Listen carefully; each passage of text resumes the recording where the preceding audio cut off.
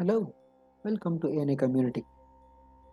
In this particular video, we are going to discuss the concept of abdominal asymmetry. Abdominal asymmetry is actually one of the inspection finding of per abdominal examination. Actually, it refers to the localized swelling observed in the abdominal region, which may be in the one region, or it may be in the two regions, or it may be more than that among the 9 arbitrary divisions of the abdomen. This is quite different from contour of the abdomen. We have discussed in the previous video as such, contour of the abdomen is of three types: flat, globular and scaphoid. So we are here, so the swelling or the thing, either it may be the abnormality in terms of the contour that will be of generalized. So that means, so there may be the, you cannot observe the any of the abdominal localized swellings as such. Here there will be localized abdominal swellings which may help us in diagnosing the accurate diseases. So whenever if you think about this particular method, you need to know about the 9 quadrants of the abdomen, which is being made as the right hypochondric region, epigastric region, left hypochondric region, right lumbar region, umbilical region, left lumbar region, right iliac region, suprapubic or hypogastric region, and left iliac region. So these are the divisions that are being made by two, what do you say, that mid-clavicular lines and one transluminal line and that is what you say that the that is the iliac line. So that is helpful in identifying the exact organs. For example, the liver is being located in the right hypochondric region majorly, and to a lesser extent in the epigastric region also. Gallbladder is located in the right hypochondric region. Spleen located in the left hypochondric region. Urinary bladder or uterus located in the hypogastric region or suprapubic region. Appendix is located in the right iliac region. Sigmoid colon is located in the left iliac region. So like that, we need to know about what are the organs are located in these different regions. So then this particular abdominal asymmetry plays a major role in making the diagnosis.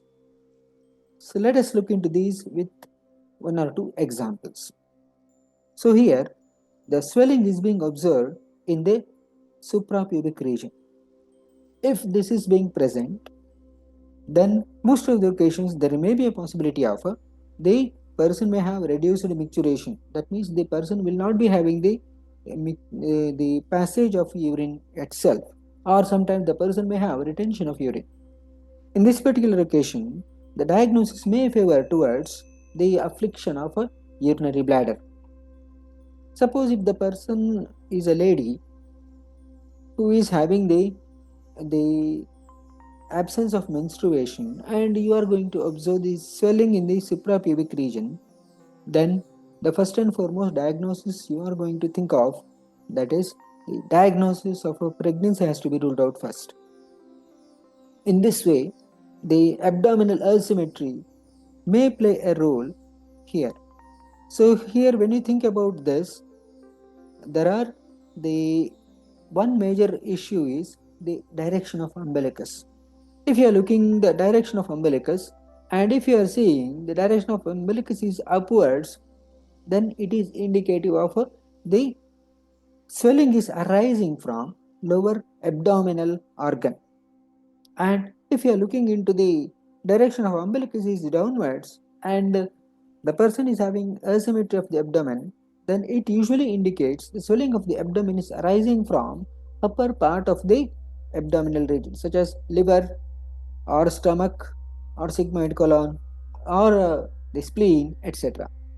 Whereas direction of the umbilicus upwards may indicate this swelling may be arising from either sigmoid colon or urinary bladder, uterus, or the appendix, etc. In this way, the diagnosis, the abdominal asymmetry plays a major role there.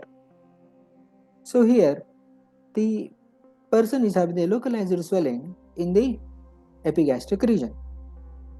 So here, first and foremost thing we need to know about whether this particular swelling is arising from abdominal wall or intra-abdominal region. So here the simple method is the person has to raise the hand above one's head, or otherwise the person has to straighten the lower limbs.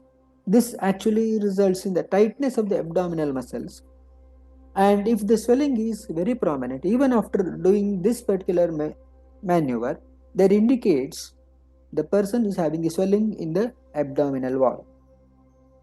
And if the swelling disappears by doing these measures, that is raising the hand upwards one's head or straightening the lower limbs, then the swelling may be arising from intra-abdominal region. So that is why whenever if you are making the per abdominal palpation, we are going to make the flexing of the lower limbs to have the relaxation of the abdominal muscle, and as well as the hands will be by the side of the person's abdomen. They are not going to raised above the head level, simply to make sure that the proper relaxation of the abdominal muscles are happening. So this was a case of lipoma, and it was being very prominent on raising the hand above or straightening the lower limbs. So that is, here the swelling was becoming prominent. So abdominal asymmetry is one such of the inspection finding wherein the person will be having the localized swelling. So this will be the prime focus in analyzing the abdominal asymmetry. Abdominal asymmetry, which is mainly result, that is the asymmetry of the abdomen from the lower abdominal organs. So that means the swellings of the lower abdomen that will show the direction of the umbilicus that will be present upwards, and any swelling which is arising from the upper abdominal organ, then the direction of the umbilicus will be downwards. Second major aspect, that is the stretching the hands above one's head or straightening the lower limbs, if that makes the clear abdominal swelling, that indicates the person is having the swelling which is arising from abdominal wall. If the person is not having the visible abdominal swelling on raising the hands above, etc., that indicates the swelling is arising from intra-abdominal organs.